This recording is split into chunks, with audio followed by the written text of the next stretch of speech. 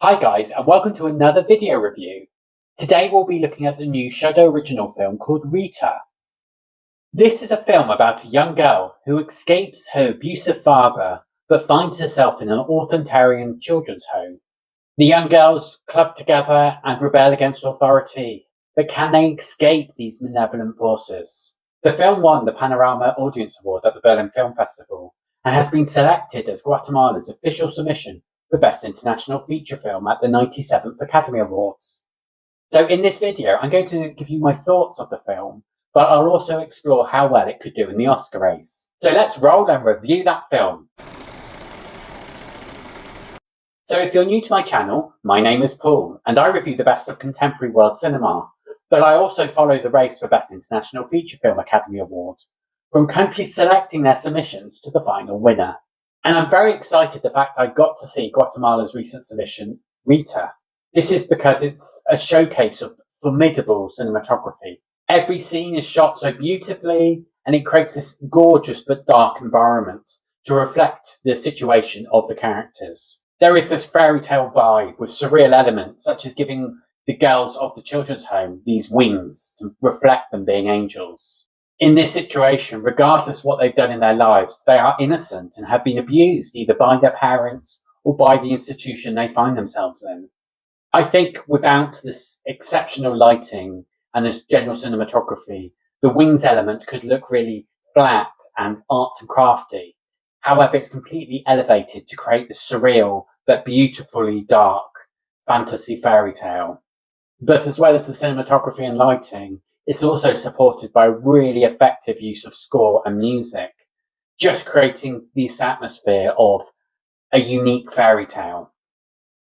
While the acting's never going to win awards individually, it's a great ensemble piece because everyone collaborates together to create this alternative world that is fairy tale, that is fantasy. The narrative is nothing new, it's not particularly complex or nuanced. It's a very simple narrative that enables the film to promote the darkness of the visuals, as well as some really interesting Guatemalan issues, to the forefront of the story.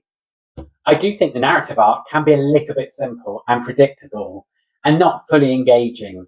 However, it builds up at the end for a really powerful ending. But where it works really effectively is being able to communicate that Guatemalan experience. This fairy tale is actually based on real life cases and situations in children's institutions that still go on today in Guatemala. It's an interesting choice that Shudder picked this up because it's not a traditional horror. It's one of those films that are challenging the boundaries of horror, which I think a lot of purists might object to. However, it's really demonstrating a fantasy fairy tale element, exposing the real horror of the situation in real life children's homes. The real horror here is the mistreatment of very vulnerable children by institutions from adults who really should know better and care for them instead of hating them and beating them up. Overall, I found Rita to be a very interesting and beautiful film that manages to portray Guatemalan issues, if sometimes a bit too simply. However, it maintained my engagement for a very powerful ending. I will therefore give Rita 3.5 stars.